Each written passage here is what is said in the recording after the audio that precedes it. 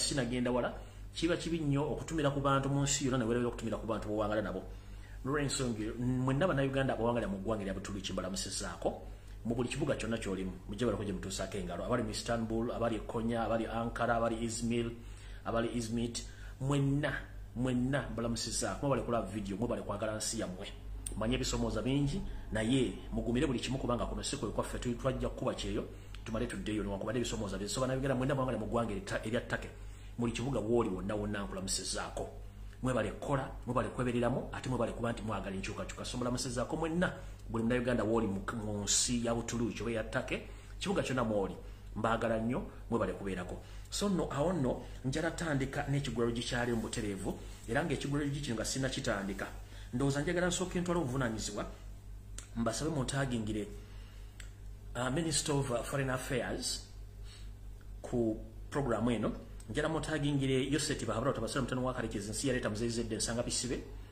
njala muntagingire ne bannabyabufuzi bonna abali mu Kampala n'abali mu Uganda na message njala kuyisaawo olwaleero naye nga sinagenda eyo njagala ntandike bwe nti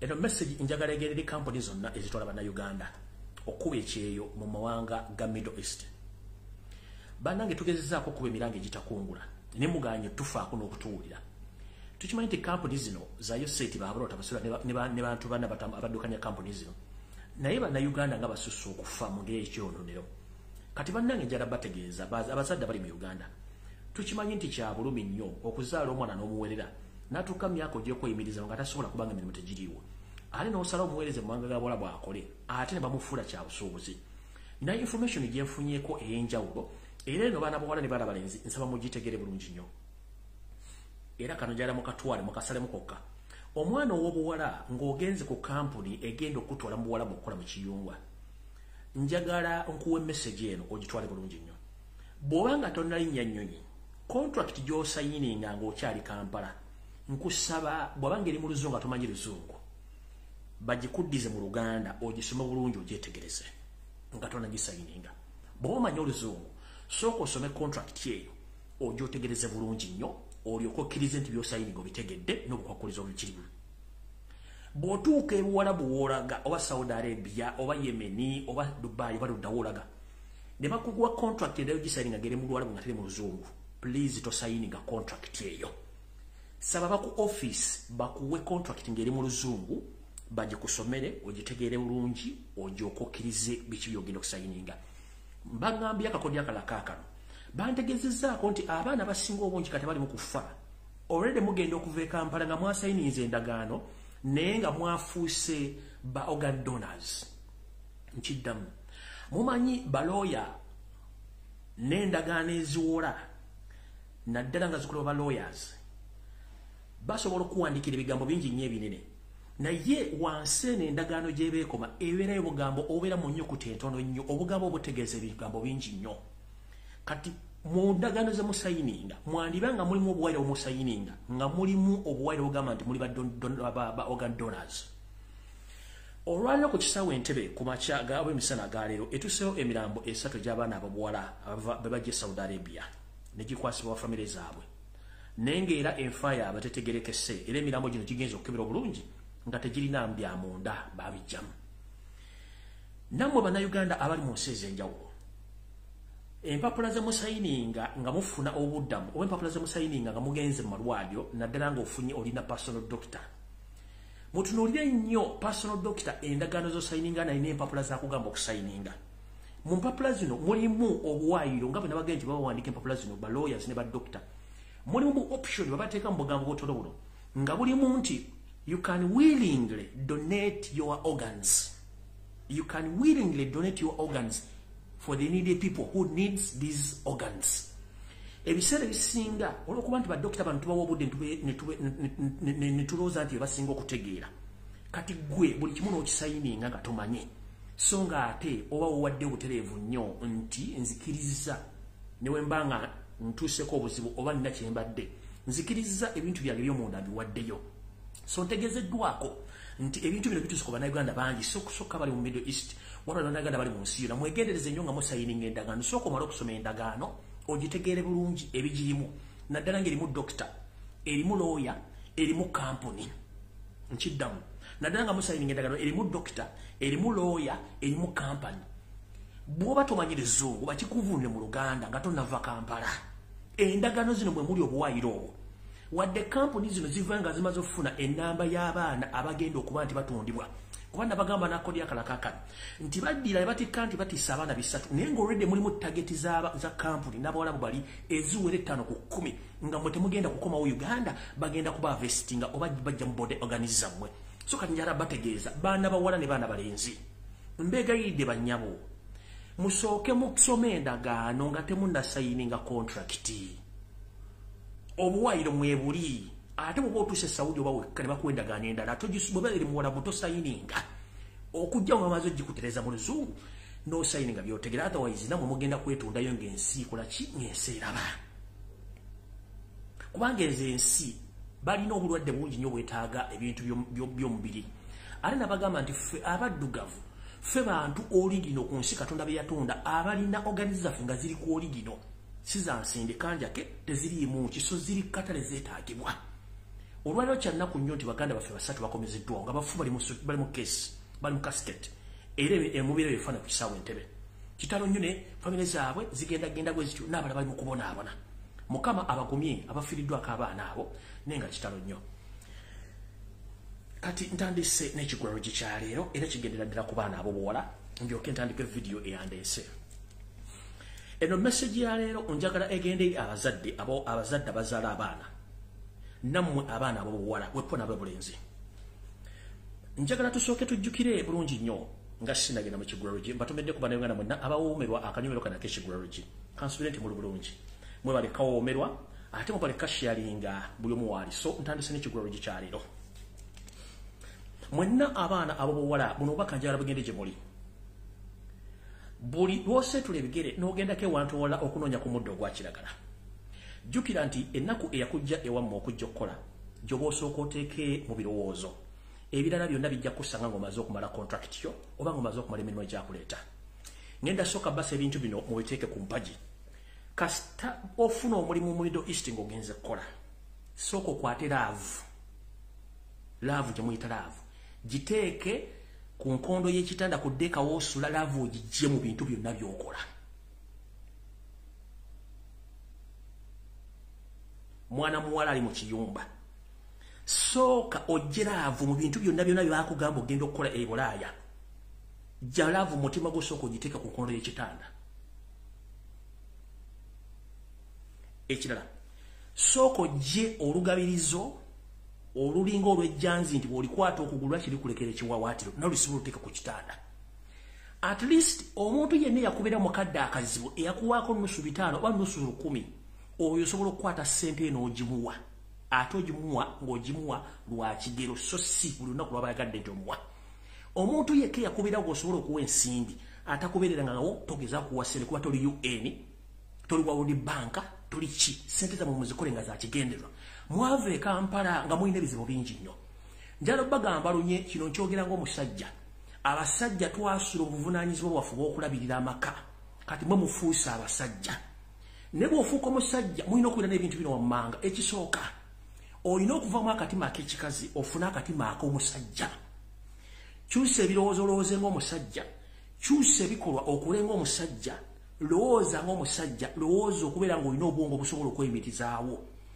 ebyo ebintu bwe mbaddemu okuva edda mbu simanyi nze ndi mukazi simanyi amwe woman please mu .com era ebintu by'okubeera nakasukatuna simanyi akakazi ndi mukazi mubijjeewo enswa bw'ekyusa amaaso nga n'envu bw'okyusa bw'obanga okimanyi nti oli mukazi nga wagenda kukola era njala okubaza mwenna abakazi mu nsi yonna bannayuganda bali mu kukola naye nga mukola ng'abasajja mweyisa ng'abasajja n'ebintu bye mumanaginga abasajja mumusinga ku nsi kuno otherwise gwali eyo ng'okyetwala mbu oli mukazi bagenda kufera bagenda kubba nekiwagenda kikukole kikubule musooke mujje laavu mu mirimu gyammwe mugiteeke ebbali olugabirizo lw'ensimbi mulugjewo muluteeke ebbali kino kyekisembayo mu kigulalo gikyaleero era njagala mukasaleko mukatambuze ku social media nga mutera okukola n'ekirala baana bawala mwenna gye muli mu nsi yonna ng'oli munnayuganda njagala otwala ebintu bino biri wammanga obyawule ekisooka teri muntu yenna atayagala kufumbirwa era teri muntu yenna atayagala kwagalwa naye ensi we yatuuka the reality is mumpulirize bulungi. The reality is mulekerawo okuddira mentality ne mulowooza nti mukyasobola okufuna abantu abaagala nga kemwe kennyini temweyagala. Olina okusooka okweyagala olyoka oyagalibwe. Olina okusooka okweyagala olyoka oyagalibwe. Ekirala, gwe yenna omuwala ali awo nga gwolowooza nti ekintu ky'okwegadda ngoba kye tuyita sex ye property gy'olina oba ye asset gy'olina ery'omusajja, that is wrong. The truth is, scientifically, ne bw'oba osomye mu Bible, ne bw'oba osomera oddawa, sigenda kiteeka mu Bible kale, I'm very sorry about that. Ne bw'oba osomera oddawa, ekikolwa eky'okwegaddanga abazungu kye bayita sex, kikolwa kyakuzaala kwaza abantu mu nsi. Mu luzungu kitegeeza nti sex is an act of creation. Sex is not part of love. Nkiddamu, ekikolwa eky'okwegaddanga si gwe mukwano, omukwano mulala nnyo ku sex. Kubanga any fool can get sex anytime anywhere. Naye ate omusiru tasobola kufuna mukwano waba gwagalidde. No, omukwano gwa njawulo nnyo ne sex kintu kya njawulo nnyo. So baana bawala mwena gye muli mukitegere nti sex is an act of creation. Kubanga omusajja ne baakuleepinze osobola okufuna olubuto. Ekyo kyatukiriziganya nakyo. So ekintu ky'omukwano nakyo kankibabuulire. Omuntu akwagala aba akufaako era aba akutwalanga mwannyoko. Asobola okukulabirira, asobola okukola ekintu kyonna natakulangira wadde okukubako oluyi wadde okukola ki. Ekyo tuyita love, bintu bibiri bya njawulo. Naye ng'ekikolwa ky'okwegaddanga kye tuyita sex tekiri part of love. It's just an act of creation. Kyova olaba nti tekikyuka. Buli muntu yenna asobola okufuna ekikolwa ky'okwegaddanga bakyagalidde essaawa yonna. Kyova olaba bagambye nti any fool can get sex anytime anywhere but not love. Ekyo mukitegere bulungi. Any fool can get sex anytime anywhere but not love. So differentiate between these two things, sex and love. Kino kigamba abaana abawala mubijjeemu akajanja era mubeere nga mutegeera nti ekyantwala okukola mmala okutuukiriza one wava e Kampala ng'olina ebigendwa biringa 100. Njagala osooka okwata ensimbi zonna oziteeke mu projekiti zo ze wagenderera, then bw'omala olyoka osettinga emayindi zo ez'okudda mu good life. One, njagala mbagula ebintu bitagenda kukyuka. Olwaliro olinnya ennyonyi bantu bangi bagenda okukulabirako ng'ekyokulabirako. Naye bw'onoova nga tonna kyolaze mu myaka 2-3 gy'obadde mu kiyumba, ani agenda okusekerera? Si nnyoko si kitaawo. Bewaleka bw'obadde olaga nti oli mu good life. Buli muntu ayagala okubeera mu good life, naye jjukira wajja ova biki biwalekayo ebyali byetaagisa ensimbi. Okula ku social media nga weetaddeko make-up wa $2.5 million, eyo mistake. Okula ku social media ng'otaddeko buno bukoko bwa $7 million, eyo mistake. Okulaba ng'oguze akaviira aka human ka $3 million, $4 million ng'ekatolina deporate basima toy, that is a mistake. Mujjukira abasajja baasuubunazibwa bakyayagala kuwasa bakazi. Mwe mulina okwebeereramu n'okwebeezaawo. The moment kasita ova ku mulamu gwakutwala ku kyeyo, bye bye Vietnam. Ekyo nkibaganya njala mukiteeke mu bwongo nti musooke mujjukire gye mwava n'ebikolwa byammwe musooke mbiteeke ku nkondo. Abasajja b'ennaku zino bonna 100%. Bonna 100%. Kati abalina obuvunaanyizibwa bali 40%, 60 baasula obuvunaanyizibwa due to the economic problems. Nga tonnagenda kujerega mutwe gwa nte oguli ku mudaala gw'osanzeeko, sooka onjike ku mutwe gwo guliko ennyama. Guliko ennyama nga tonnajerega mutwe guli ku mudaala, omutwe gwo guliko ennyama. Kyova nti mugandi amagezi gaba ga mutwe so si mugejjo. Mulowooze nnyo nga mugenda mu bikolwa ebitagasa. Baana bawala kyekyo kigula luggi kya leero, n'abazadde mugamba baana bammwe buli kasente konfunawo e Uganda kakola enjawulo. So si kweraga ku social media nti nze nina ssente. The end of the day gwogenda okuswala. Teri kintu kikulu kubanga olina wooli. Teri kintu kikulu kubanga tosabiriza. Kubanga batosabiriza obeera independent.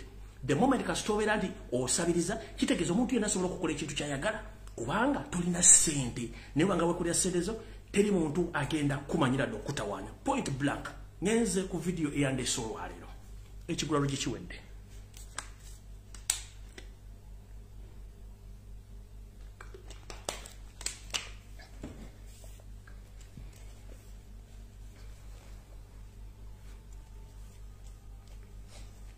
All right. Njala mutagingira Minister of Foreign Affairs owa Uganda. Ekisokera ddala. Tukimanyi nti Uganda mu Uganda temukyali mirimu. Buli muna Uganda afuba nnyo okulaga adduka Uganda agende Bulaaya afune ensimbi. Kebere ensezi muliraanye kebere mawanga agawala. Naye nfunye okwemulugunya mu bantu bangi nnyo ddala bana Uganda bawangale mu ggwanga erya South Sudan. Uganda ng'ensi tetulina mirimu so twandibale tuyamba bana Uganda abali mu nsi ezebunaayira nezituliraanye okuba nti tusobola obayamba mu ngeri esoboka. Esaaga bana Uganda bali mu South Sudan basanze obuzibu mu mpapula byabwe. Poliisi ya South Sudan ne migration ya South Sudan bakyusa system yaabwe nenga badipeninga kuva e Uganda yennyini. Kitegeeza omuntu ali mu ddiru ey'okubonyabonya bana Uganda bali Sudan ali mu Minister of Foreign Affairs oba mu Internal Affairs ng'alina ddiru n'abasajja ba Sudan. Abaana bano abakyala bano n'abaami abali owangale mu South Sudan bababbye ensimbi ezitagambika nga kati luli bali basobola obbawa residence permit oba kye tuyita walaga ey'omwaka nga basasudde ssente entono kati babawa walaga ya myezi 6 ate beggwako immediate bakwatirawo n'okkussa mu kkomera alina okuva mu kkomera beetaaga ensimbi. So nga ate ekintu kino abasudani bali mu Uganda bazunga ng'enjuki ezinoonya omubisi. Tebalina bibyogerako bagula n'amataka nga tebala Uganda abaza ssente empya nekadde Uganda tebasobola bayamba. Nsaba Minister of Foreign Affairs ne Minister of Internal Affairs mwogere ne Embassy ya Sudan ekwasaganya ensonga za Uganda abali mu kubonaabona bali mu makomera olw'ebyogera nga ate bali supposed to bifuna. Naye okuba nti gavumenti ya Sudan nayo sinziri ndwadde bwekola olowooza ntegenda kusulawo muyamba na Uganda bali South Sudan ku byogera byabwe naddala Embassy ya Uganda e Sudan muyambe bana Uganda. Tukimanyi nti mulimu abanyampi basindikayo naye Baganda affe bali bubi ku nsonga ezikwatagana n'ebigambo ebyogera kuba tebagala kubeera mu bukyamu naye bababyeko ensimbi babazeewo babasibyeko emisango egya buli kika egiteetagisana kubeera mu bantu ba bulijjo. Bana Uganda bali e Sudan bali bubi nnyo. Minister of Foreign Affairs ne Internal Affairs muyambe bana Uganda bali e Sudan bali mu South Sudan bali mu kufa. Baba baka ensimbi baba siba makomera teri wadde omuntu asobola okwogerako kyokka abasudani bali mu Uganda bazunganga njuki ezinoonya omubisi ensonga mugikoleko ng'obudde bukyali tubasabye tetulagira bulagizi. Ekyo nakyo kye South Sudan nga nkimaze njagala kutegeeza bana Uganda mwenna abali mu Uganda nti information luli gye nakomako njagala gitandikako olwaleero ngende mu maaso bulungi nnyo mumpulirize bulungi nnyo. All right. Luli bwe nakoma ku kitongole eky'amasannyalaze njala kwongerako information embwet. Mujjukira omukulembeze wa February Kyagulanyi Ssentamu omulonde gwe twalonda bwe yagenda mukwatira mu bitundu bye Busoga mu campaign ze twalimu abandi bekalakasa mu Uganda. Mujjukira bulungi nnyo emmotoka ezaali ez'ekika ekya pickup mu bika bya Toyota ezaliko abasajja abali bakuba amasasi n'endala ezaali ezabuyonjo zaali zikuba amasasi zonna ntegeezeddwako nti zaali za kitongole kya Owememe. Zonna zaali za kitongole kya Owememe era gye zaava okuba nti zakuba abantu amasasi kubanga information gyefuna from by insiders. So nno njagala kubaza nnyina voice note eno ya dakiika nga 2 ndyoke ngende ku information eyandeese olwaleero kubanga ngenda bbawa ani eyasasula ssente. Njagala mutaginge family Dr. James Mulwano mugenzi njagala jo information ene gitegere kubanga bana basajja bassa abantu bana Uganda nga tutegere lwaki babasse ndyoke ngende maaso. So musoke muza voice note eno ndyoke ngende maaso mbawo information endala muwulize bulungi. Ekirala Fred kyembadde neerabiddemu kugamba nti gundi bwe nkuzaayo emabega waliwo akeegugunga akaali wano mu Kampala mu 2020 yali mu around November December awo akafiiramu abantu abangi. Akeegugunga ako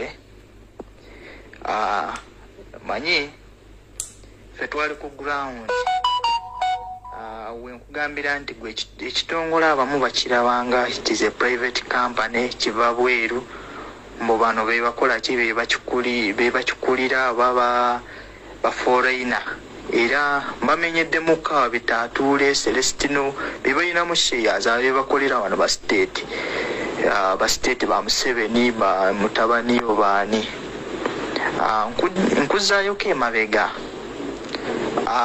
mukegugunga ako nzijukira bulungi bu video bwafuluma njagala muddeyo mwetegereze emmotoka ezaali teziri nga zaali teziriko namba ezimu in fact zaali teziriko namba nga teziri branded zaali za pure white emmotoka ezo zaali za Owememe kuba akatandika erugogo wenyine wali wapakinzeeyo pickup double cabin ezisuuka mu 2 nga double cabin ezo zaali zirina ku distributingibwa mu district ez'enjawulo zikola emirimu gy'ekitongole ekyo. So gundi akegungo wekaba order ya fuluma n'emmotoka zonna ezaali ziri ku district ne baatuwa order naddala wano mu central zonna bazivuge bazitwale ku poliisi ye gundi na Lukolongo Nateete zonna za parking awo.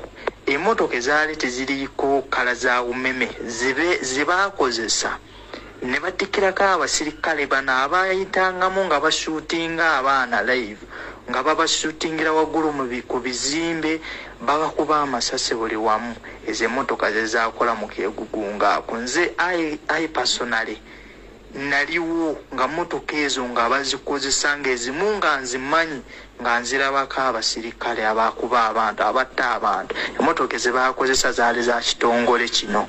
So kiba kitegeeza nti kino ekitongole si just kyajja nti kusaanyaawo munnayuganda oba okusaanya abannayuganda wakyo ekitongole kikozesa abantu abangi waba oba oŋŋamba nti balina subcontract companies ezisuuka mu 3 ate buli subcontract company erina abakozi abasuuka 2 oba 3 kiba ate ezisinga tezisasulirako ddala zino 2 zo bw'eba ekuyambye ojja kukola omwaka gumu ekusasuleyo emyezi 2 okitegeera. So kiba kitegeeza nti kino ekintu kisetinga okwabuwaza bannayuganda. So kyekyo Fred.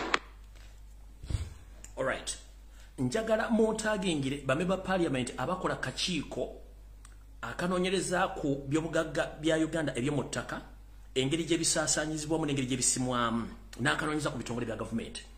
Kansubire nti kuno munna NOP omukiise akiikirira Kyaddondo ewava President wa Kyagulanyi Ssentamu omukulu Nkunyingi Mwadakooli. Nkusaba ne bannayuganda mwenna abali kuno mutegeeze abantu abo batuleetere ekitongole kya Owememe mu parliament kitunnyonnyole kyava kitya mu UEB ne kituuka mu UDCL ne kifuuka Owememe.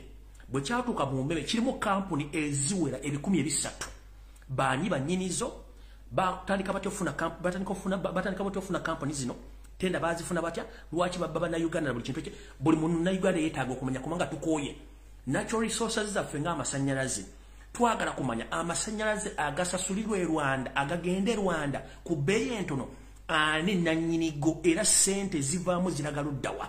Amasannyalaze agagende South Sudan nga gava Uganda ani nannyini kampuni eyo era ssente zivaamu amasannyalaze agende South Sudan ziraga luddawa. Amasannyalaze agagende Kenya ani nannyini kampuni eyo agatuusaayo era ssente ezo mu bintu byonna ebivaamu ensi mu Uganda nga tetuwulirangamu nti amasannyalaze agafulumirizwa egganga Uganda gavamu essente bweziti era ne zigenda zikola omulimu bwe guti.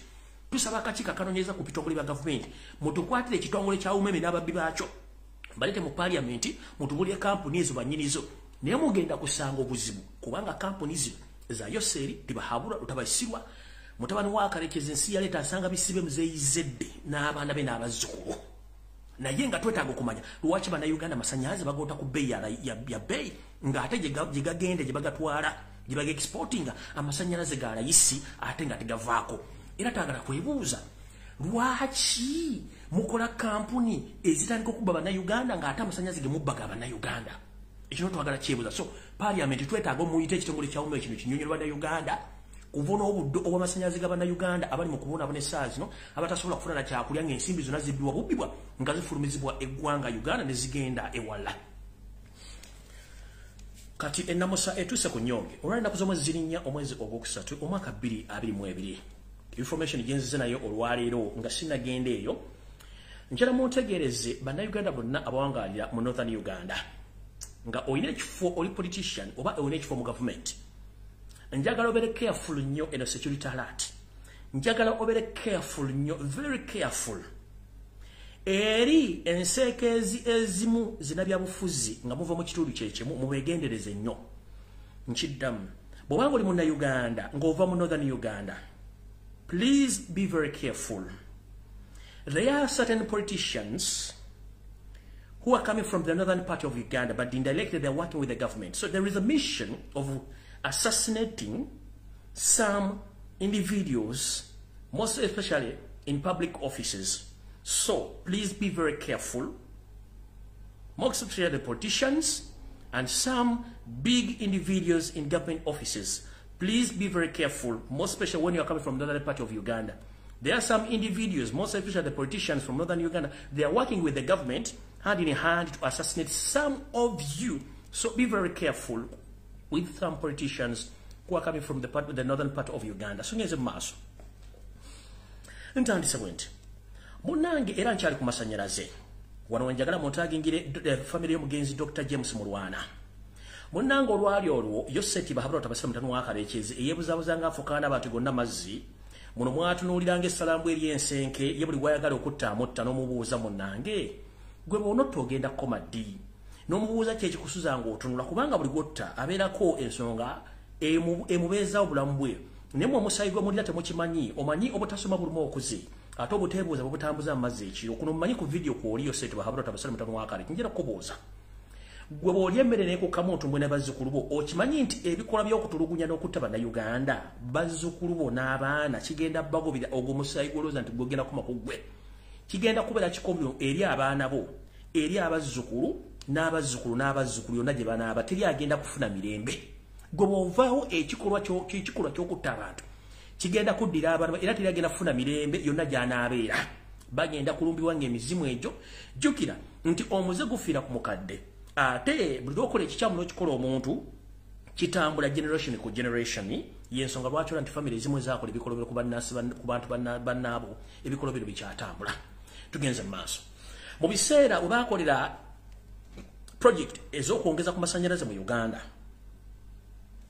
munnange mwe mwalina okwongeza ku bbiro ly'ejjinja eryo okwongezako obulina okufulumya amasannyalaze agaali amayitirivu Yoseti bahabula tabasira mutono wa kalekezi yali takyasobola kufuna ssente newole kuva mu banka ez'ebweru wepone mu banka za wano kyeyakola olw'okuba nti mulimu abasajja abagagga mu Uganda balina ensimbi zaabwe nga muno mwalina omugenzi Dr. James Mulwana bulijjo famire omugenzi Dr. James Mulwana mwebuuza kiki ekyatta kitammwe kiki ekyatta jjajjammwe kiki ekyatta tatamwe kiki kino olwalina kize nakyo mubutere mukiwulire munnange olwatuuka Yoseti bahabula tabasira mutono wa kalekezi ng'ensimbi zimwekubye empi ayagala gazi ya ddaamu oyo nakwongera ku masannyalaze basobole bennyini oggabba munnange olw'okuba nti omusajja ono ayina bambega be mu buli kitundu yakozesa Jabbeeri Bidandisali mumanyi bulungi nnyo ono yaliko minisita wa local government oba gavumenti ez'ebitundu mu gavumenti y'omumpembereso tabasira wakalekezi eyakubuuzanga otandika weekoledde omwami ono ng'ategeeza Yoseti bahabula tabasira mutano wakale bw'oba oyagala nsimbi ez'okugaziya ddamu n'okwongera ku masannyalaze nina bannayuganda bemanyi abalina ensimbi ezitogana ng'obukolwa so njagala kuwa amagezi gendako ewa Dr. James Mulwana akuula ensimbi zino osobola okuba ng'okola emirimu gino era ensimbi ozimuddize Yoseti bahabula tabasira mutano wa kalekezi ng'abiteekamu engatto ng'asobola okufuna omugenzi Dr. James Mulwana ng'amugamba mukama wange nze wano kubuuzeeko naye nina ekizibu nti ye njagala kugaziya project y'amasannyalaze gano kubanga nsobola kufuna ssente saa zino naye njagala ompola ensimbi nsobola okukola omulimu guno ensimbi zino njazze kuddiza mu bbanga eritali ddene kubanga amasannyalaze gano tugenda kuba tugatuna mujjukire mu Uganda amasannyalaze system gye tuliko osasula goyota so si kusasula g'omaze kukozesa mu nsi endala zonna kikyali ku record tusasula nga tumaze kukozesa bintu ebyo mu Uganda okwota amasannyalaze omala gasasula ketuyita yaka era yaka waggwerako ng'osasula bwe gaggwako ng'osasula bwe gaba tegaliiko kitegeeza n'ensimbi tolina eno yonna mu nsi yonna bills zijja naye nga tumaze kukozesa saaviisi ezo mu Uganda nedda munange Dr. James Mulwana ng'omusajja omuganda omwetowaze era munnamakolero ayagala ensi ye munne ng'agamba Yoseri nti wali buzibu ensimbi ngenda zikuwa Dr. James Mulwana nga mu kittavu kye ng'ajjayo obuwumbi obw'ensimbi olw'okuba nti abatamajja Dr. James Mulwana ye musajja munnayuganda nakabala akyali ku record nti era yakyakoze kampuni nakati ekyayimiriddewo eweereza bannayuganda emirimu n'okuba nti nakati ekyakola ebintu ebirabikako abatamanyi Dr. James Mulwana omugenzi yono Dr. James Mulwana omugenzi abatamanyi yoyo Dr. James Mulwana abakozesako Uganda Batteries yaza UBL Uganda Batteries Jessa Dairy Corporation ya mwami ne companies endala nyingi nnyo yoyo mugenzi Dr. James Mulwana yose kibahabura tabasira mutandakale kyesi yamujjawo kyekyamussa wenzi Jessa wazino era njala mutaginga bagagga monna balina ensimbi mu Kampala ng'oli Muganda oli Musoga oli muna Uganda oli yino musibe ensimbi zammwe temuddamu kuzizaajamya yoyo omugenzi Dr. James Mulwana yose eri yennyini gwe yajjawo olw'ensimbi ze empitirivu ze yamuwola okukola ku bintu by'amasannyalaze n'amala n'azimuggyako n'amugja obujja n'amutta abatamanyi omwami ono ye munnamakomerero yokka mu Uganda nakati nga wadde yafa kampuni ze zikyagenda mu maaso yono kuba na Uganda balina amakole mu industry nakati agaki existing ina nyinyi ye mugenzi James Mulwana yalina kampuni ya Jessa Dairy Farm Uganda Batteries aina Nice House of Plastic byonna byomugenzi ono ne companies endala nyingi nnyo kubanga ali musajja munnamakolero omugenzi Dr. James Mulwana Museveni yamotta ngenze maaso munange Dr. James Mulwana omusajja omukugu eyali yasoma ebitabo bye era nga mukugu mukola ebintu ebyenjawulo munenga akwata ensimbi ng'aziwola Yosefu abasale mutano wakale ekyezi empitirivu nga Yosefu agenda aziteeka mu masannyalaze era nga amasannyalaze bagakola bulungi nnyo nga gatandika okukola era nga bagatunda muno bajja bakyusa bikampuni bateeka mu Owememe sima bateeka mu biki nga bazzukulu bwe bakola kampuni batamani baabwe nga bafuna omusimbi omudidi ekiseera nga kituuka Dr. James Mulwana omusajja omuganda nga omanyi nti omuntu ovunaanyizibwa omuntu gw'obanja osooka mutegeezako ti munnange sente ze nakuwola nzeetaaga ng'awandiikira email awandiikira omukulu Yosefu basala mutano wa kalekezi ti munnange ensimbi zange ze nakuwa amasannyalaze mugatunga naye ensimbi zange nzeetaaga kubanga n'ebintu bingi bye ngenda okukola munnange Yosefu bahabula otabasala mutano wa kalekezi bino byamunyiiza n'atandika okunyiga ennyindo ng'awonyeddwa mu nkwawa ng'agamba yo n'omusajja abeeridda kyamanja ssente terwali okwo ng'addamu ng'era amukubira essimu ngavuga munnange ensimbi zange nzeetaaga kubanga nze ndi businessman nzeetaaga omukulu ne kyeyakola ng'ategeeza ekitongole ekya ISO International Security Organization ne CMI kitandika okuprofilinga omukulu James Mulwana baani mikwano gye emirimu gyagitambuza atya ali atya atambula atya akola atya mu bintu omukulu ono James Mulwana bye yali yakola ye abadde muna Uganda akola emirimu nga n'emisolo agisasula akakodyo k'emisolo kaabalema ne bakebera mu bintu byonna ng'ebyapa byonna n'amataka byonna birungi nnyo talina muntu amubanja loophole gye baali basigazizza yakunoonya ngeri ki gye bagenda mmuggyawo bwe bakebera mu byafo byonna nga tebalina bagenda muyita nti sima emisolo simanyi mmala nini kye baakola nga banoonya omuntu oba bakyukye ba close friends bye baakola omulimu gw'okujja Dr. James Mulwana munange omwami bw'alemerako okubanja ensimbi ze Yosefu ng'ategeeza ekitongole kya CMI ne ISO okutandika profilinga Dr. James Mulwana era nga bakikola bulungi nnyo mu kino okumanya n'omusajja mutemu yasooka kusindika mutabani we Muhoozi Kanyirupama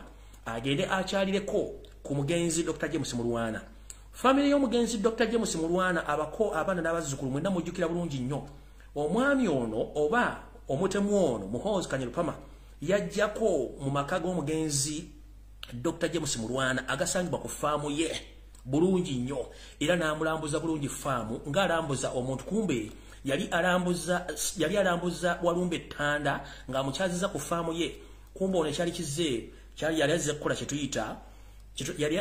kye tuyita okunoonyereza n'okumanya kiki ekiyinza obbangwira amangu nga batugamba nti bw'olaba nga sitaani yeesitukidde ng'amukolera abakozi ekibaweddewo kyatwaza Muhoozi okutandika okusituka okugenda wa Mulwana ye kennyini okukola save n'okunoonyereza ki ekinamwanguyiza mu kino baagamba nti omuntu omwangu okugyawo Dr. James Mulwana alina kubeera mukwano gwe bwe batyo Yosefu ng'akwatagana n'abamu ku ba close friends aba Dr. James Mulwana kye baamukola omwami ono nga bamusindikira omuntu eyamutega obutwa nkiddamu nga basindikira omuntu close friend yatega Dr. James Mulwana obutwa mu ntebe ye ne ku mmeeza kwe yali akolera bw'atyo Dr. James Mulwana we yafuna obulwadde obwamujja bwawooza nti yafa kansa kumbe si kansa nga bana bagati abasajja bano balina obutwa obw'ekika ekyawaggulu bw'osobola okunuusa oba n'osobola okubwekwatako ku mukono n'osobola okufuna kansa ow'ekika ekyenjawulo era ng'atandikira ku 3 oba bagita 3 grade ya grade 3 omwami ono yasan kansa gwe yafuna yamwanguyirizawo era bw'ati Dr. James Mulwana nakkirira emagombe nga ne nabugisi mufungize nenga ekimussa ensimbi ze yawolayo seta basala mutano wakalekezi okwongeza ku masanyalaze agagejjinja kumbe omusajja ono mu kusasula talinayo amukwatira nsawo gyogeza ko mubanja era akujja obujja ngera abala bonna bwe yagenda bajja basajja baganda abasobola okutunda ebyabwe okumuleeta mu buyinza omwali okugulemu n'okugula emmere bonna bw'ati bwe yabajjawo so nno omwami ono bw'amala okugibwawo bagezaako nnyo okugezaako okugyawo kampuni ze era nakyo nekibalema era kampuni zo zikyakola bulungi mpawe kaganwa kubale nti family abamu basobola okubinyiika mu nsuwa nga tebajja kusobola kwenganga abantu bano n'ekirungi nti yali yasomesa abaana abooluganda bikono bamikono bakyaddukanya family zino naye nga jjukira kanaluzaali yava kumuwula nsimbi ate era ng'omuntu yamulyamu olukwe yali bidandisa limumanyi bulungi nnyo yakola omulimu guno ogw'okukola ki ogw'okuba nti eyaspayinga ku mugenzi Dr. James Mulwana ate kuno omumanyi bidandisa video ejja kutuukako era nga giri kino ekibi kikkaabirira kubanga gwe wakola omulimu gw'okusportinga omwami ono mu bintu fayiro gye nalabyeko ne drone zange singa Dr. James Mulwana yagamba mu 70 siina ssente balina option endala ey'okufunamu ensimbi era baali bagenda zijja kwani era ani yali asportinze munnange nno era yali agenda okuba nti agwa mu target eno mwe muli kati omusajja gwe tuyita agasekalala wonna wooli era lyenkoko zo nga bwezitunda eza yuga kiiki munnange Dr. James Mulwana abaggaana kuwula Museveni nsimbi bidandisa era amaze okusportinga gwe nga gwogenda okuwa yeseri tibahura tabasira mutano wakalekeza ensimbi era nawe wandibadde tolotonda wandibadde wagenda dda ezira kumwa ngera Dr. James Mulwana bwe yagenda tugenze maaso nga bana bategeezeza nti ensimbi zino zonna eziva mu masanyalaze teri amanyi mbalirira yaazo teri amanyi ziyingira mmeka zonna yoseeri famire ye abooluganda bakona b'emikwano bwe bazikwata ne bazikolamu ebintu byabwe muno batekamu n'amagye ne poliisi okuba nti bafundiriza abantu n'okubatekako ebiragiro oba ebikakkali ebyokubakwata babatwaleko amataka gabwe opo n'ennyumba zitwala singa bakusanga ng'obbirira amasanyalaze oba nga amasanyalaze ogalina mu bukyamu so no mukitegere bulungi nnyo nti ensinga bwetambula si mumugiraba ate era nga bweri era si mumugiraba erina okuba nga yanjawulo nnyo nga mugiraba kati ngenze ku nsonga endala eno message njagala egende liba na Uganda mwenna abakyagawumbidde nga ate mutegeera nsiba mbagamba lunye muve mu akediza abasajja bano ne mugaana okutegeera baakubibwa na Uganda abapangisa mu akedi mu Kampala emiggo abadde beekalakasi babongezezza ebitundu 3 ku buli 100 babongeza ebitundu 3 ku buli 100 nti buli mugagga yavudiraga nti eyo akedi ye ajongezezako emitwalo 5 bagezeza kukalakasa abagagga mbakubidde poliisi kiyakoze banna Uganda bapangisa enkoko ekikola bazzukulu baayo kubanga babakubye emiggo egyasigadde bagikubye ettaka kati nambagambira okujjako nga nammwe muliko akazunze enjuki kiki ekibeesibya mu bizimbe bya Museveni kiki ekibeesibya mu bizimbe bya Museveni nga mbimanyi nabagamba mudde mabbali w'ekibuga mujja kukolerayo ensimbi omutimbagano weeguli mujja kukolerako ensimbi mugaanyi kabakuba emiggo kamwavuwale bwona ategeera nti ensoko ekyusa amaaso nga nawe envuba okyusa mujja kutegeera obwavu bwe bungi mulemedde mu akedi baba kube kati ngenze maaso njagala message eno egende eri abazadde mwenna namwe bannayuganda munnange ndabagamba nti nze okuwa amawulire sigamba nti sirabye enkola byokkola mbirina naye olwokuba nti temulina muntu asobola bawa information Kampala ensobola kino ezire bawa information eyo nabagamba buli muntu ategeera ng'okimanyi nti oli muddugavu teri muntu akuwa kintu kyabwerere ng'akwagaza ki soko weebuuza ampa ekintu kino ajagaza ki nengedde omumpembe wasanya Kalooli Mayiga kasajja gwoli katemu nnyo era njagala buli muganda yenna profilinga buli muntu yenna ali mu gavumenti y'emmengo olwaleero nja kujja kusanda emibanulyo Mayiga ogenda kufa bubi omumwosekeranga omutamazeewo obuseko bw'ekirogo obutakutuka Mayiga oli musajja mutemu nnyo n'oyita abaana baabana okujja obbagema naye ng'okimanyi nti eddagala babagema fu ng'okimanyi tuwadde mu State House ne mukkiriziganya otambuze project z'okugema abantu eddagala fu n'oyita abaana banna be bageme kasajja gw'ojja kufa bubi Essaawa zino waliwo ekirwadde ekiri mu baana ba Uganda ekifuba ne ssenyiga ebitakutuka biva ku ki nabagamba gye muvuddeko mula ku mitimbagano ng'abasajja ba poliisi mu Uganda yonna bali mu kuenforcing okuteeka abaana eddagala simanye lya measles njala kubuuza emirundi emeka gy'owulidde mu nsi z'amagulu meero nga waliyo measles tebazaala lwaki measles ajja mu nsi ezaffe z'abakaddugala njala kubuuza gula obwongo gwe emirundi emeka gy'owulidde polio ng'ali mu mawanga g'amagulu meero soka webuuza obwongo bwo tebazaala lwaki polio ajja mu nsi ezamwe z'abakaddugala lwaki measles ajja mu nsi zamwe z'abakaddugala teweebuuza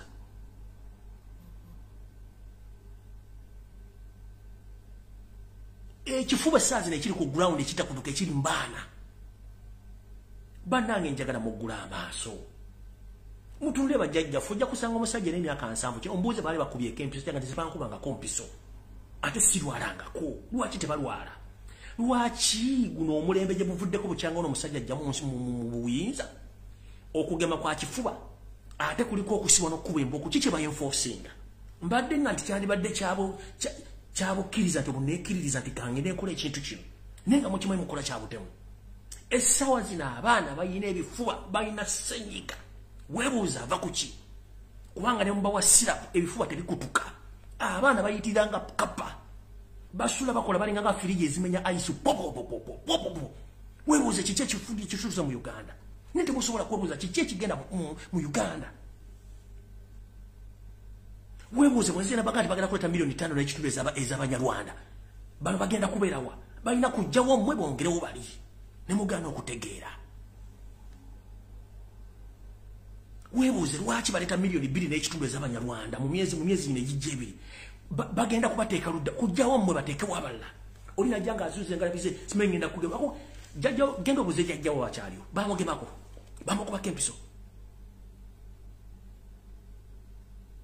bamukubako empiso muggula amaaso gammwe gulwaki buli ekijjabo africa nsi y'abakaddugala lwaki abalema bali mu Uganda wokka bantu mmwe ani yabaloga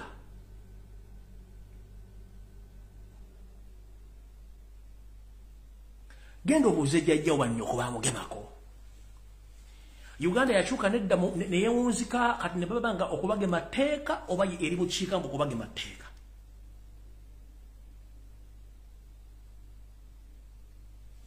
mwegendeze ekiri atabala kyekiri asigadde awaka muggule amaaso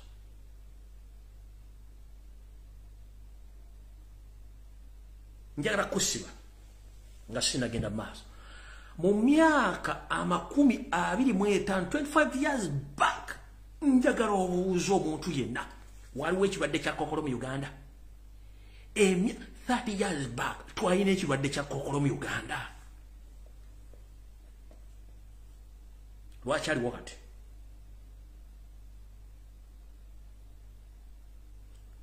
emyaka 3 twalina ekirwadde kya kokolo mu Uganda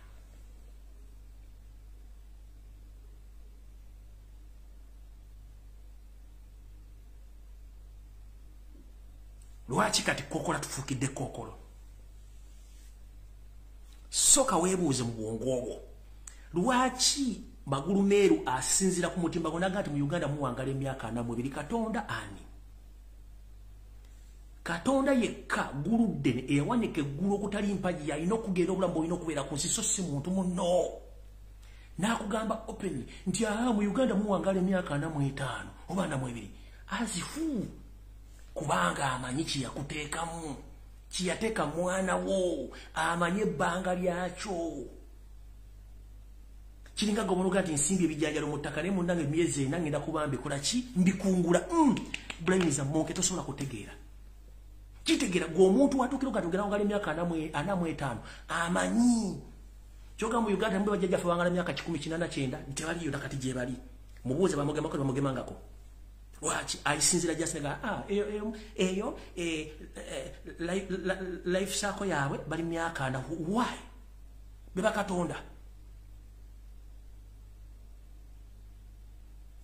katonda soka webuuze nga tonnabako kintu kyonna gula amaaso go Omuntu yekka alina obuyinza ku bulamu bw'omuntu ye Katonda. Yasobola okugamba leero tokeesa, enkya tojja keesa, essaawa tekyuka, olunaku terukyuka. Naye n'asinzira ku nakati, Uganda bawangala emyaka 42 azifu. Ngani?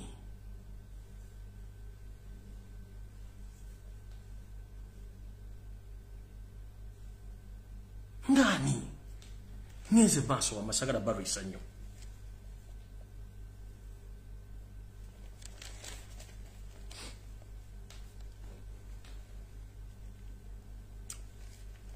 Kati eno message njagala muntagingire bannaffe abali bawangalya mu Kenya ne bannakenya bonna njagala bawulize information ejingere bawa security alert. Era njagala mugiwandiike bulungi if anything happens in August this year, don't be surprised. Ngenze maaso. Kuno nsubira Museveni kwoli muhozi kwoli.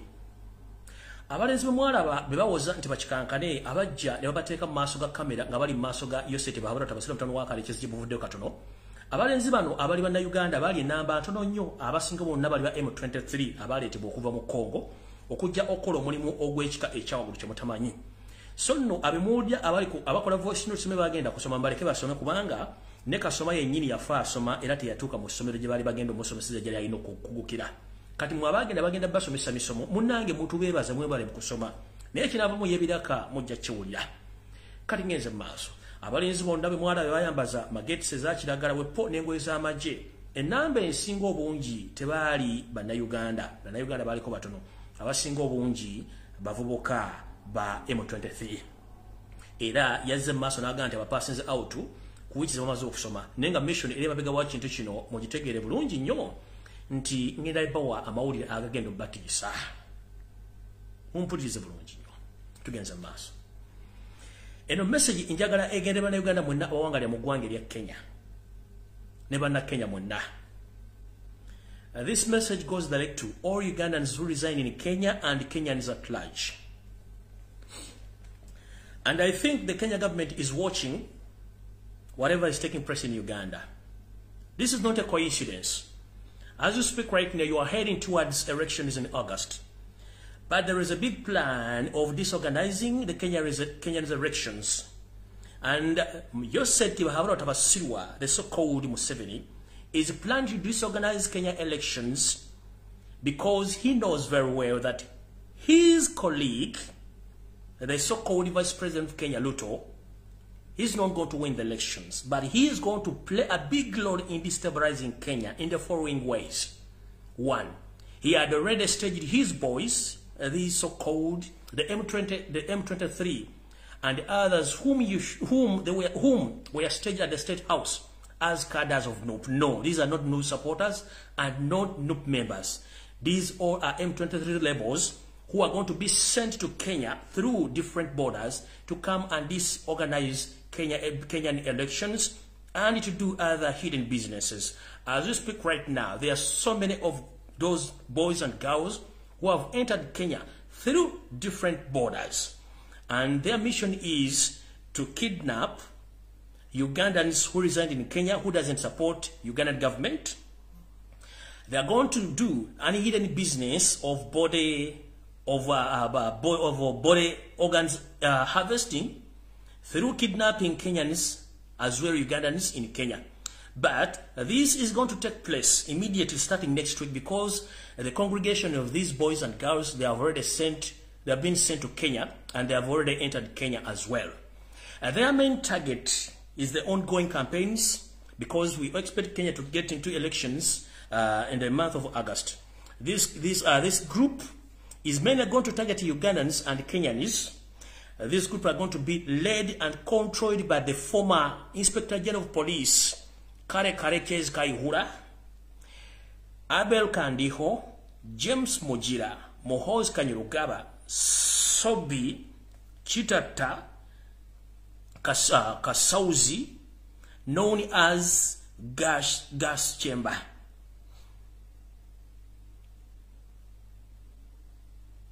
Ndoza kanso kembadde mu Luganda njoke ngire maaso. So bannayuganda mwenna abawangalya mu ggwanga erya Kenya opone bannakenya.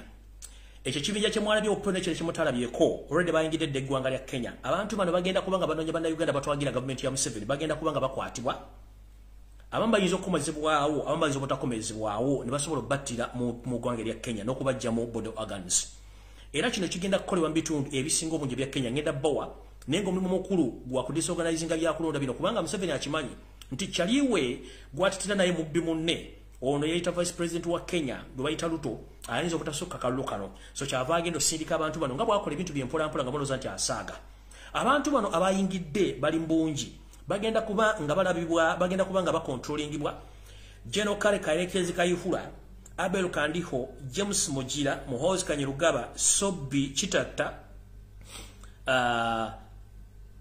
Kasauzi ono amanyiddwa nga gas chamber bana bagenda kuba bakola nga bakontrolinga abantu bano mu bitundu gye bagenda okuba nga bawangalira era abantu bano Yosef mutabani wa Karekezi ebbanga liwezeeko nga ayagala nnyo okudestabilizinga eggwanga lya Kenya naye nga kiganye so no Museveni agenda kuba akoleramu n'abantu ba politicians naddala abali mu ggwanga erya Kenya so Kenyans please take this information very careful as we speak right now this group of people who are going to disorganize in Kenya they are going to be working hand in hand in some politicians who willingly wish not to allow Kenya to stabilize anywhere because they hope that the senior politician, Leila Odinga, is going to take over Kenya. So Museveni doesn't want Leila Odinga.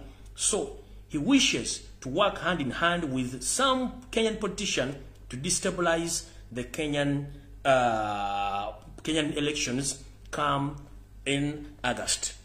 Ndoza abatamanyi mukulu ngobayita Kasauzi kamubalage wano.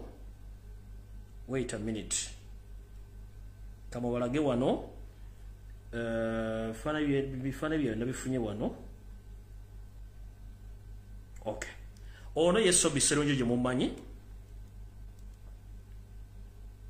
So Kenyan authorities, if you see this gentleman known as Sobi, please, with immediate effect, arrest him. He's among the suspect. Wait a minute, I'm bringing the second photo.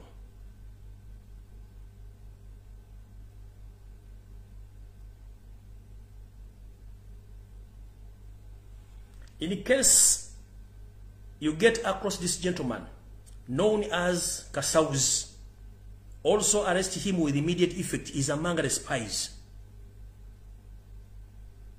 These are the people who are trying who are planning to disorganize the Kenya elections come August.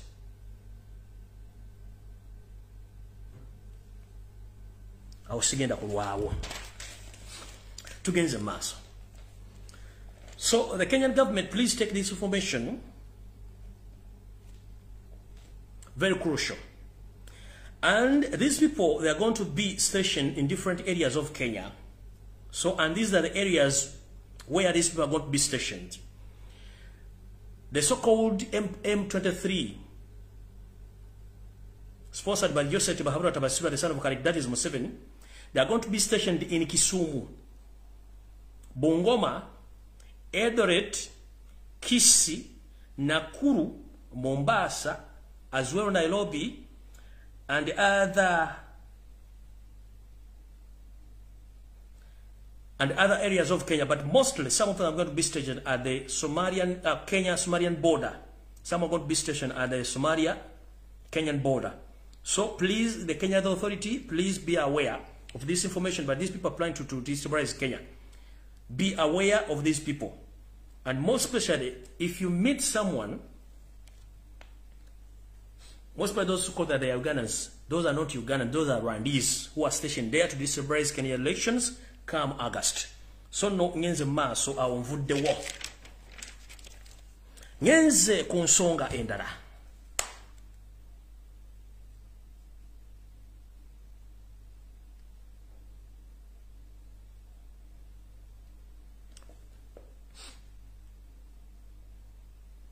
Ensonga endala yino. Buli munnayuganda alina gy'oli naddala abaana abazaalibwa mu Buganda ne bannayuganda mwenna baguze ettaka n'ebibanja mu Buganda. Eno message yammwe. nkimanyi akaseera ke tulimu ka kazigizigi. Teri muntu agula kibanja nga tayina ndagaano. Teri muntu agula ttaka nga toyina kyapa.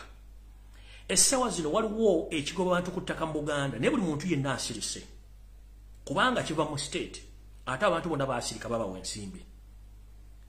Ekintu kyengera okusooka obbasa mwene kisooka musooke mukwate endagaano zammwe muzinyweze. Mukwate byapa mu binyweze.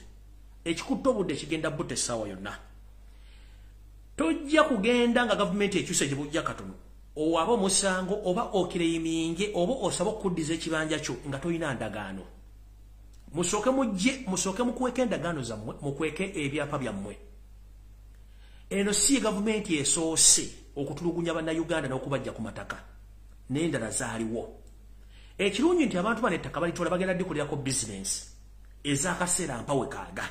Ettaka ne ligenda baddira ne ligenda baddira litya. Olina okubanga endagaano eyo gikwese ekyapa kyo kikwese. Kubanga tekizidde obubbi bw'ettaka businzira ddala mu State House. Kubanga gavumenti eyo teri legit. Gavumenti eri legit Robert Kyagulanyi Ssentamu.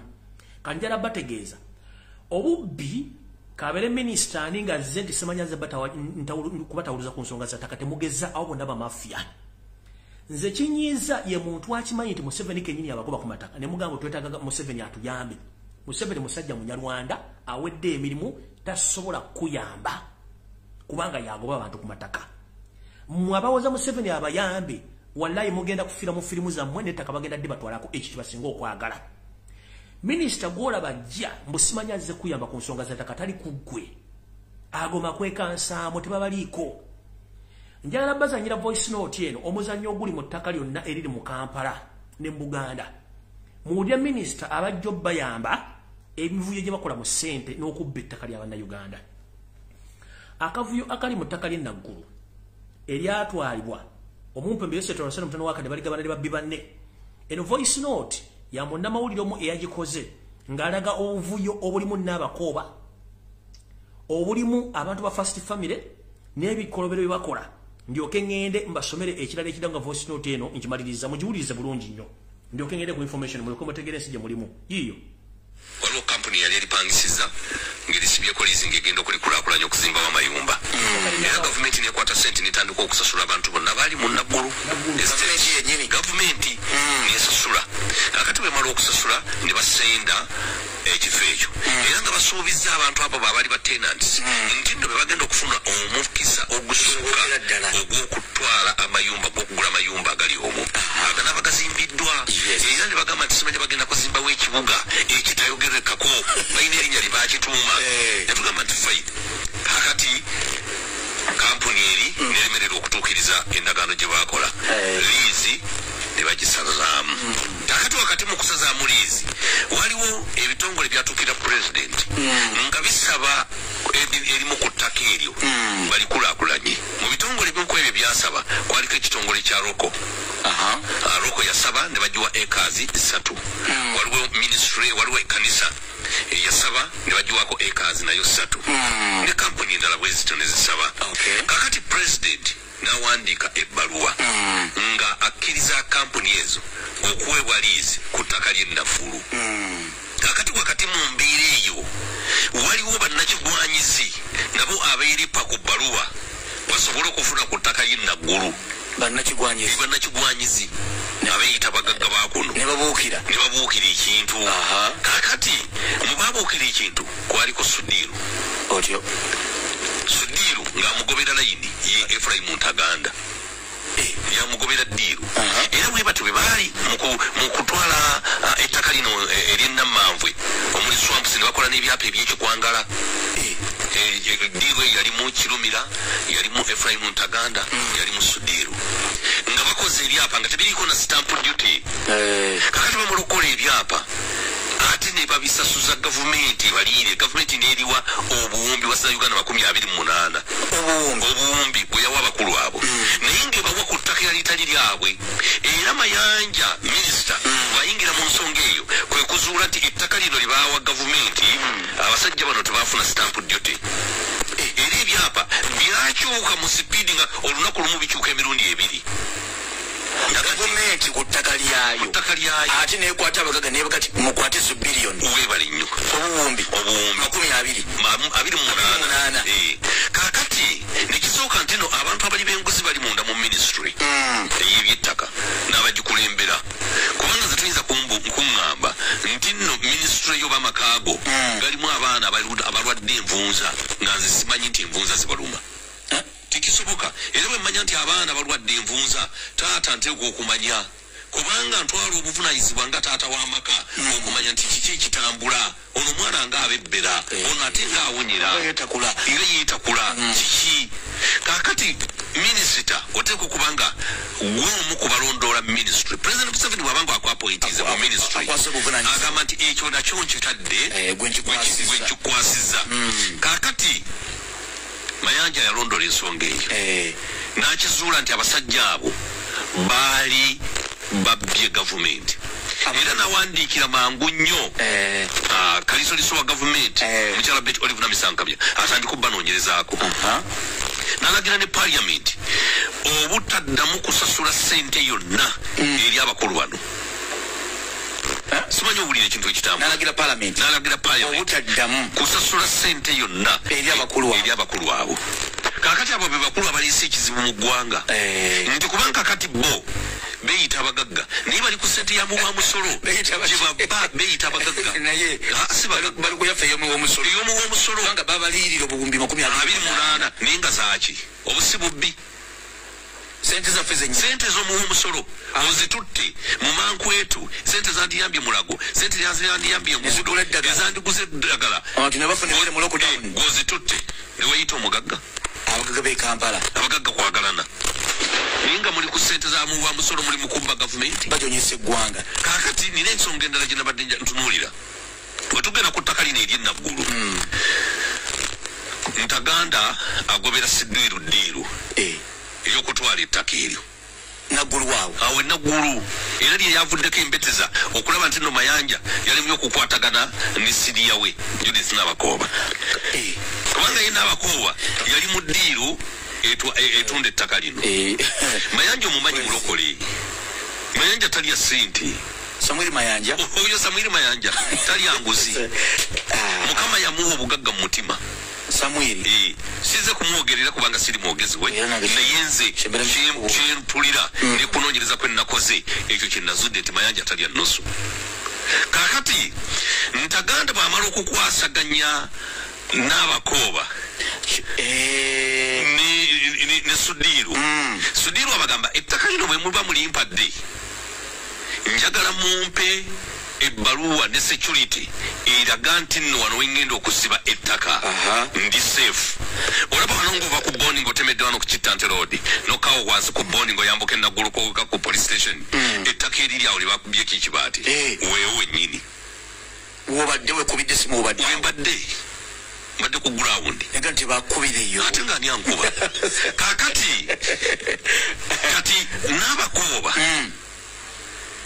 babadde bawuliziganya n'Entaganda ku ssimu bacoordinatinga Minister Senior wa Mayanja n'amugamba nti Sidiru agambye nti okukwata $30 dola emitwalo 30 muteekwa okuba nga mumaze okumuwa ebbaluwa eve wa Ssaabaduumizi gwa poliisi nti mugenda muwa security ng'akubawo ebibaati bawesidiru security era n'Abakooba n'alagira minisita avunanyizibwa ku by'amayumba wamu n'okulaakulanya ekibuga Paasisi Namuganza okuwandiika ebbaluwa n'ateekako omukono era ebbaluwa eyo yekyakalambidde naye twagisomodde tujja kugiwaliitira tugirabe ebiwandiiko ebirala byonna twabifunye neeyo ebadde ekyawalidde okufuluma naye waliwo twagisomodde nayo ne tugifuna ebbaluwa eyo Paasisi Namuganza w'amayumba n'okulaakulanya ebibuga ayingirira wa ku by'ettaka ebyettaka Saamu Mayanja yabivunaanyizibwako kati Paasisi Namuganza yasabye obukuumi wamatini okozi ochola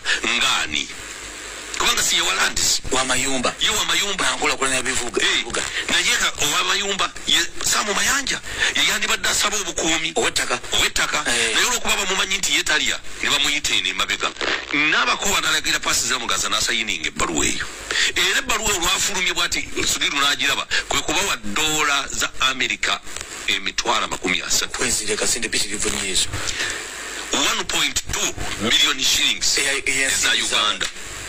N'abakoba n'atwala emitwalo 10 ejja dola. Nawo tuse waawo. Passes Namuganza n'atwala 10 oli mukutema ejja dola. Ndokasi permanent secretary n'atwala 5. Professor ali ku Uganda Land Commission n'atwala 3. N'abavubuka abagobye diiru buli omutwalo.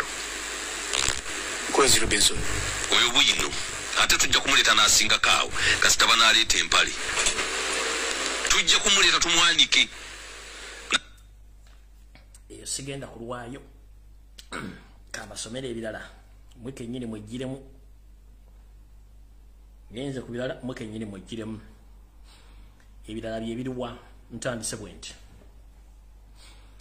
mwebuuza lwaki Uganda ejjudde ababbi era ababbi bano bebaani era bakolera mu ki bebaani tugenze maaso abantu bana basinga bonna ba first family naye nga family gye balimu y'ababbi. Waliwo omwami gwe bayita Bobo Kabonera abasinga obukiri mumanyi.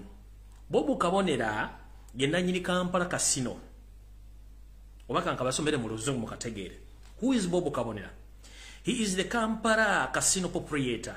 He recently won exclusive right to import Tiger batteries from China, effective blocking imports by other importers in Uganda. Kampala traders almost went on strike over the deal. Ono Bobo Kabonera akazini to Janet Museveni bakugambye wanataba mayi Bobo Kabonera nti enanyini Kampala Casino era gyevuddeo katono oba yafuna deal emukiriza okuleta amanda ga Tiger Head nasiba envumbo kumanda gano nga ye muntu ye nasobola okugaleta mu Uganda teri muntu akkirizibwa kuleta manda gano era bana Uganda bali bakola business eno ne bekyanga olwa deal eno naye nga agitutte. Bobo Kabonera yani ono abeera muganda wa Janet Kataha Museveni mama assassin. Tugenze gobayita Hannington Karohanga. He is the chairman of Ugacof, the leading export company in Uganda. He is also a director in Stanbic Bank, the largest commercial bank in the country. Ono ewa first family. Ugacof. Era mu abalime mwanyi munnyini, abalime mwanyi bagenda okulima mwanyi era mwegendeze nnyo nga mugenda tuteeka sente mu mwanyi. Otherwise mwenze chifuanga mchiza munda. Tugenze ku Don Nyakairo. He is the corporation secretary of Uganda Telecoms Limited. Ulida ono Don Nyakairo. Ye ndoza yatwala UTL. Yalinga nyiniyo. He married Janet Museveni's cousin Hope Nyakairo, who is an undersecretary for finance and administrator at the State House. Mubuza bane batwala ebintu byabo. Tugenze ku Albert Muganga. He is an importer stroke exporter businessman. In 2008, his company K-Loads Logistic was awarded an exclusive right to manage the country's oil reserves in Jinja. Contract was cancelled after protesters from big oil companies like Shell and Caltex Total demonstrated. Onoyani, he and his president son Muhoz married sisters Itesha and Charlotte, respectively, daughter of the foreign minister Sam Kataha Kutesa. Mwendo muoza mbusime mwina tetuna chetulinde bitundu byonna babibba.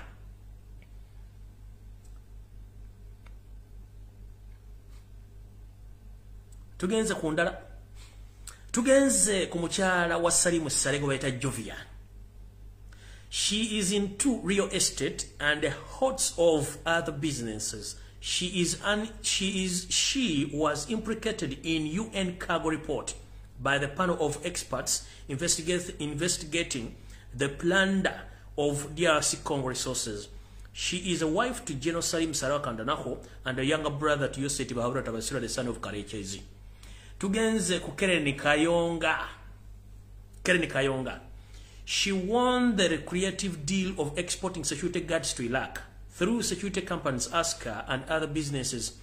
Has received public criticism with many of the employees claiming that her company is creaming off the large charm of their earnings, leaving them in pension payments. Oh no, Kari Kayonga, a sister-in-law to Janet to General Salim Saleh, president's brother. Tugenze kuyone nyini General Salim Akandanoho Saleh. Saleh is a retired Bush war hero, Buhiro, still holds much influence in the military and security. Until 2021 cabinet reshuffle, he had been Minister of State for Microfinance. He is now the senior presidential advisor on defense and commander of reserve forces. He is the president's Museveni's younger brother. Era nebira bingi nnyo. Katugenze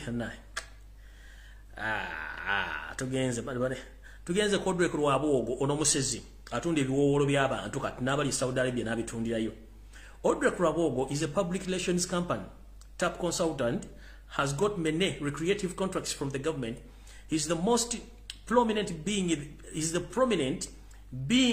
the US $1 million Uganda gifted by the Nature CNN marketing company. He was also awarded 2017 Chogam communication and a publicity contract which he handled with Stachi and Stachi company. Kati bulijjo mubuuza lwaki CNN teyogera ku bikolobero bya kutulugunyizibwa bannayuganda abakwatibwa abatulugunyizibwa ne BBC. Mujjukira BBC n'abagenda nti eriyo ekisajja kiri kye bayita simanyi bakiyita manya gagenze ekyawandika tweet nga kyonoona erinnya ly'omukulembeze kyonoona erinnya ly'omwana w'omukulembeze Kasujja Alan Kasujja ya nagenza okukola backtrace Alan Kasujja ate nga mukyafu nnyo kati bw'abanga ono bebadduka balina omukono okuba nti basasula ne CNN akawumbi kamu $1 kitegeeza sente sola ku publishing ebifaananyi by'abaana batulugunya abantu abattibwa mu Uganda okwogera ku nsonga zonna ziri political mu Uganda kubanga ono Odrek Lwabwogo gyali bodo organism nazaakola tewali kintu kyali kiyisibwa ku international TV oba ku international news kubanga balinayo mukono kebere BBC yo Alan Kasujja gyali kitegeeza ono omwami Odrek Lwabwogo yakola ku nsonga zino zonna ez'okusiba gonna amawulire ku international level obutafuluma yensonga temulaba nko wantu wonna nga bamuvunanye musango gonna kubanga bano bali mu kintu kyonna bano bagamba he married Museveni's second daughter atenge kitufu kiri nti ne cabinet efuga Uganda essaawa zino enfu taliiwo omwami ono yagironda 99% nkiddamu cabinet ey'abaana abagoba eddala omuli Nabbanja Nakimwero omuli bonna nga bamanyi bonna bebalonda ono Odrek Lwabwogo yalonda cabinet eno era yamanaginga buli kimu. Tugenze ku Godfrey Kamuntu. He owns procurement firms that does consultancy work for the oil explorers in the Albert region, Western Uganda. He is a son-in-law to Museveni, married to President third daughter Diana.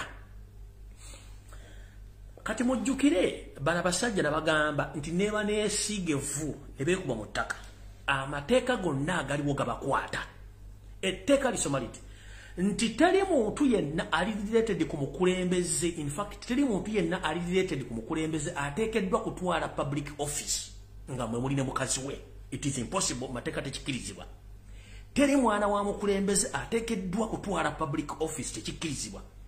Teri muganda wa mukulembeze ateekeddwa kutwala public office waddo ebintu byonna bana abasajja tugenda kukwata embuzi zino tuziteeke mu kkomera bajja kutegeera. Eyo nabula bagenda buli muntu alina ekyapa kino endagaano bitereke kaaba ng'olina endagaano zo olina empapula zo oleme kaaba nga tolina kintu kigenda claiminga ttaka lyo gye bujjawo katono oba properties zo oba babintu tokayana ekyapa ekikadde gye kiri mu system wadde balese bino basibe bali to be digitalized. Don't waste your time. Stuko otambule weerwanirire teri agenda kulwanirira mudde emivuyo wa minisita bali mu ejettaka kyokka n'abakoba y'omu agenda mbu atawuluza entalo z'ettaka kyokka ng'ettaka lya gavumenti yalitunza oddimalawo. Tugenze ku muntu omulala era ono ya controllinga URA. Tugenze ku Shadrack Nzeire. He is currently involved in youth mobilization at the State House. Through his desk, it's not very clear. He contested the Nyabushozi seat in 2021 parliamentary elections and lost narrowly to Mary Mogenyi, another relative to President. He is Museveni's step-brother. Tugenze Kumariamu Karugaba. She is employed as administrator at the State House, a sister to President. Tugenze Kukatana F. Mirembe. Mulira Katana ne Muloza ndi amanya gawo. Employed as the Presidential Assistant Private Secretary in charge of Education and Social Services. She is a cousin to Museveni. Tugenze onamberi ya chamba de mumanyi bulungi nnyo. She is a cabinet minister nekati yavako in charge of trade and industry. Yali MP navako nenga minister achali. She is the cabinet minister in charge of trade and industry. Previously she was served as the principal private secretary PPS to the president. She is related to the president through Foreign Affairs Minister Sam Kutesa. Her cousin, their mother are sisters. Albert Mugenyi married to Kutesa's daughter, Itesha, sister to Charlotte Kutesa, the wife to the president, Museveni's son, Muhoozi Kanyirupama. Tugenze kumulala. Onondoza nambagambe dda. Tugenze Muhoozi mumanyi katingenda genda kusabiti muze kubaga tumanyi mwali tumanyi kimukwasaganya nani Museveni. He is the current overall commander, Linga achali mu police. Obanga achali mu PGB. He is the cousin to President Museveni. Dozamutegedde. Tugenze ku Kano Katera. He is the current second in command at the Guru Base 4th Division. Katera once served in the Recreative Finance Department of the Army. He also served as the Intelligence Officer, IO, in SFC. A cousin to Janet Museveni. Dozamutegedde bulungi je bitu bigenda mass.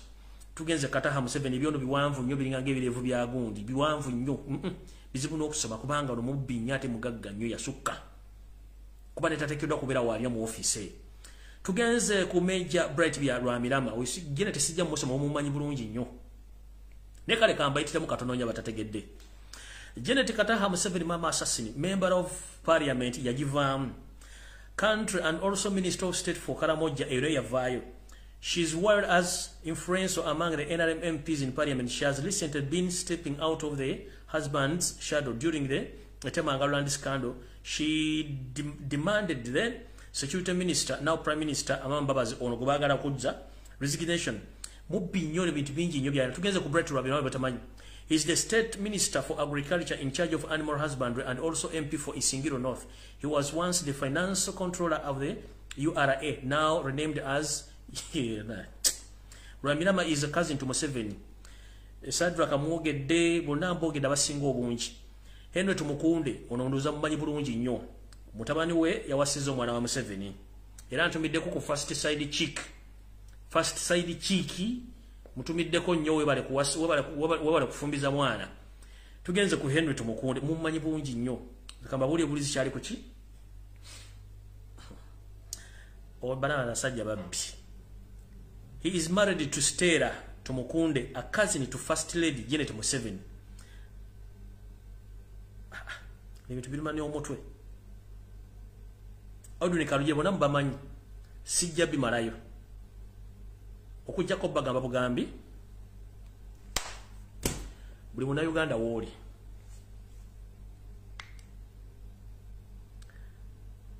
Rwanirira constitution ya Uganda yonga tena tuka kukuwa kujirwanirira. Chechiddako. Ekyokubiri. Tosuubirayo nti waliwo omuntu agenda okukulwa nga duwe tuwerwaniridde. Ekyokusatu. Gy'okoma okuba n'akatengo, ensi yo gy'ekoma okugenda. Ekyokuna. Gwalya mu nsi yo olukola obusente obutono. N'abaana bo bennyini bo baliddemu olukwe. Mulwane nga mukyalina amaanyi agalwana. Otherwise bikina abalema. Uganda yo yenyine constitution ko nga kyasola balwanirira. So mulwanire eggwanga lyammwe nga constitution tenda lemererwa kubalwanira kubanga yo enetera okulemererwa. Ensonga esembe nga nfundikira ka video kano.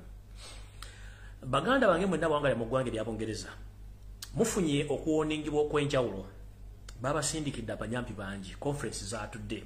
Efaananyi byayise ku mutimbagano mwabitegedde. Njala bategeeza embulire tefa yonna. Mwegendezo bali na Uganda bali e Bungereza.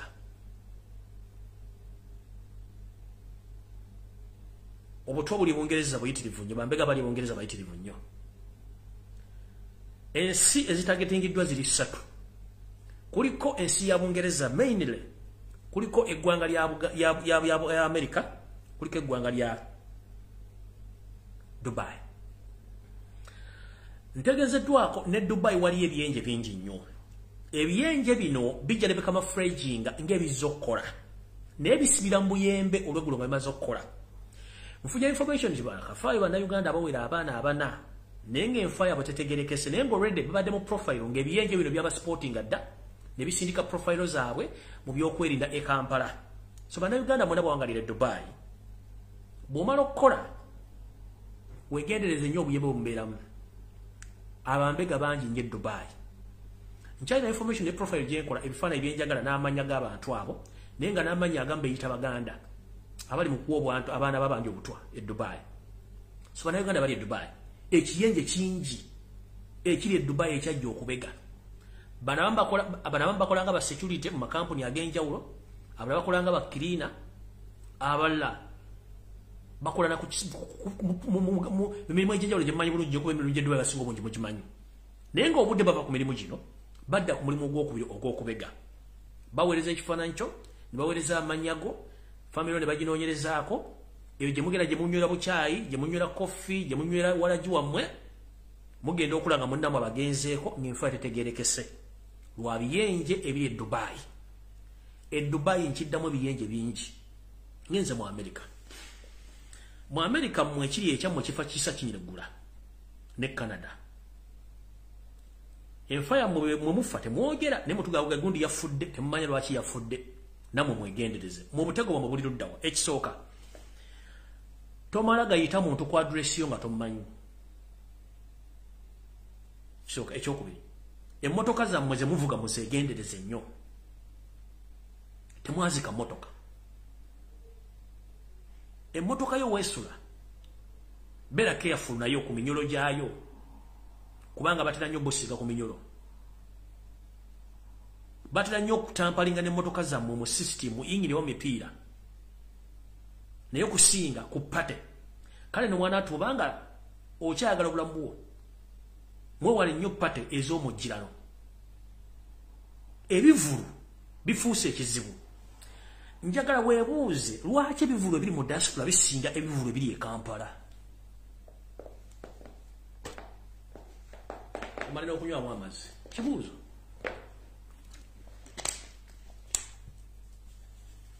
lwaki ebivulu ebiri mu diaspora bisinga ebivulu ebiri mu Kampala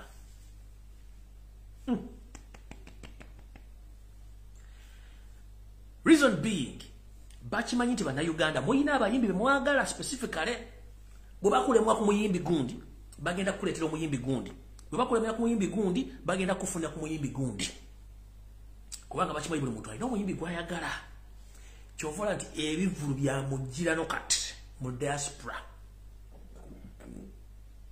okulya ssente n'okulya obulamu si kibi mwebeereremu naddala mmwe abaagala okunywa ennyo omwenge mwebeereremu n'abaagala ebyobwerere mwebeereremu kubanga already abantu babalimu nkiddamu sooka weebuuze lwaki ebivulu ebiri mu diaspora bisusse n'ebiri e Kampala ng'ate eno tukolera ku budde n'olumu nga tetulina budde kozesa obwongo bwo kozesa omutwe gwo olyoka otegeere ki ekituufu kigenda mu maaso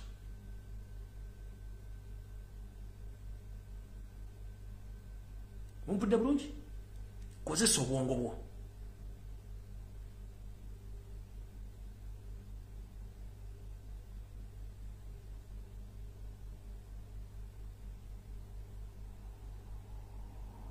abaana ab'obuwala abali mu diaspora naddala abaana abali mbiyumba nabagamba dda muve mu WhatsApp group zijjudde bambega n'abaana babasindikira muli bambega mwagana namwe okutegera munange sina kyenyeza bakugera at least bera n'essimu yo ng'olinako mikwano gwe esatu gy'osobola okutegeezaako ng'olina obuzibu naye WhatsApp group ezisinga obungi zirimu bambega nakyo mukitegeere bino ebintu mbagambanga nange bwe neeberera mu kubanga nange sinze nnyaali awo nti kuba nange bannoonya naye ate nze kati nasalawo nfira ku mulimu nga balubu sikyatya ekijja kijje sijja kulaba nsi engegena nsirike kubanga balooze bankwata nyinza obutavaayo okwogera kati nja kwogera ekijja kyonna kijje ate kino nkibagamba sitiisibwa ngenda sigera nga nkola emirimu gyange nga bwe njikola gino ekijja kijje Katonda bwana basazeewo nja kubeerawo kulwa Katonda n'ensi yange Mukama bankuumire tusinkane ku Sande ku Ssabbiiri Mulange Mengo mugenda kuwulira ekinaava mu yeebiraka ku Sande nzija ne buli muntu weebereremu sooka weebuuza ekibuuzo nga tonnafuna ansa bumala okwebuuza ekibuuzo ansa wogifuna sooka oginoonyerezeeko wagyekutwala mukitegedde bulungi naye ng'ebivulu mwegendereze embuulire tefa yonna sente muzirye naye mwegendereze mwebeereremu naddala mwabanya omwenge n'oguleka ku mmeeza n'ogenda okufuka mwabanya omwenge n'oguleka ku mmeeza n'ogenda okufuka ojja kudda munnawo gunywe wayita wiisi 2 ofune kaddi ya kalesiti ng'ogenze ekirala omuntu yenna ng'ova mu diaspora n'ogenda e Kampala njagala kutegeeza naawe weegendereze nnyo ne bafamire members bo nabo si basanyufu naawe bajja kukola kye bakola kyekimba n'abalala abaana bangi bafudde nga bakomawo e Bulaaya ng'obutuba bunyweredde Uganda so si mu diaspora nga babalema naawe adde e Kampala ne bafamire members bamu si basanyufu oba sina kindi nga bakolako dda profile nga tomanye naawe ne bakumalirizayo e Kampala Mukama abakuume atakuumira mpeera tusinkane ku Sande ku ssaawa ze zimu olunaku olungi kulwa Katonda n'ensi yange